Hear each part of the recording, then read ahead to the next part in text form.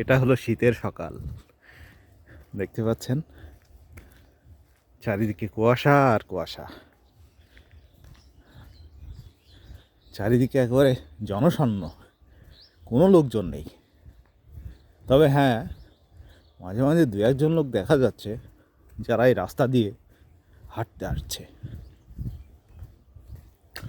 তারা হলো diabetes patient. ওই যে দেখতে পাচ্ছেন সরিষা ক্ষেত, वाह क्या नज़ारा है।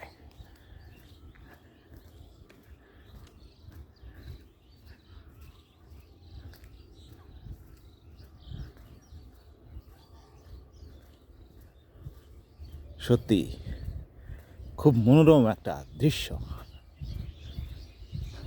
এই যে তাল গাছ, তাল গাছ,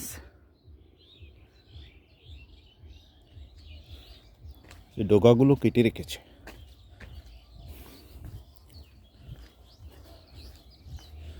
এই যে কেউ একজন সাইকেলে আসছে, দেখা যাক কে আসছে।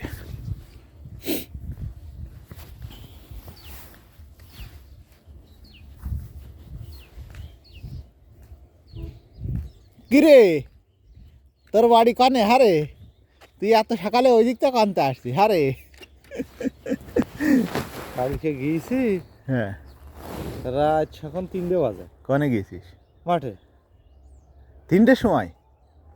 পরে 3টের সময় যে মেশিন স্টার্ট দিয়েছি, হ্যাঁ, চলে আইছি। তে এখন পাতে পানি দিচ্ছিস? তে ধানে পানি ছাড়িয়েছি। কি ধান? ইরি ধানে ওই পাকালাম কালকে, আর একখানা আজকে পাকাবো। তার মনে করছে যে দেখি সে এইটাও পানি হয়ে গেল, 2 ছেলে তো, তো এইটা ফাঁকাইতে পারলো না। মনে করছে যে পানি তো শুকিয়ে গিয়েছে, তা যে দেখি যে স্টার্ট দিতে আসি। খানিক পরে 8:30টার দিকে এসে চসবে, যে দেখি নিচের খণ্ড দিয়ে প্রায় এই 1 বিঘে খানিক পানি রয়ে সব। মনে করছি একটু পরে দেবো, তাহলে হয়তো এটার উপরে 1 বিঘে আছে, নিচে 1 বিঘে, 1 বিঘে পানি। তুই যে টাইমে গিয়েছিস ওই টাইমে যে কি পানি ওঠে স্যালোই, এমনি উঠছে, এমনি শীতকালে এমনি ওঠে। তারপরেও এই সময় রাত্রি বেশি ওঠে। হ্যাঁ, রাত্রি প্রচুর পানি ওঠে। তারপরে শুকনো ভুঁই ভিজাচ্ছি না, এই জন্যই রাত্রি গিয়েছি। ও, শুকনো ভুঁইতে একটু বেশিই লাগে। এরকম শুকনো ভুঁই না, তো কি একটু পানি বেশি বেঁধে দেখছি। কালকের পানি যদি আজকে এখনো বেঁধে থাকে, আর গত বছর তো এখন দিলি মনে করে 1 ঘন্টা না দিলে আর শুকিয়ে ফাল্টা আবার। এই বছর পানি থাকছে নিচে নরম হয়ে। তো শাওরির কি অবস্থা, ভালো আছে? একই অবস্থা, মনে হয় সদরে নিতে হবেন বা। বর্মা তো আছে, আল্লাহর রহমতে একটু ভালো আছে এখন। যে কয়দিন থাকে ডাক্তারের শেষ পর্যায়ে এসে গিয়েছে।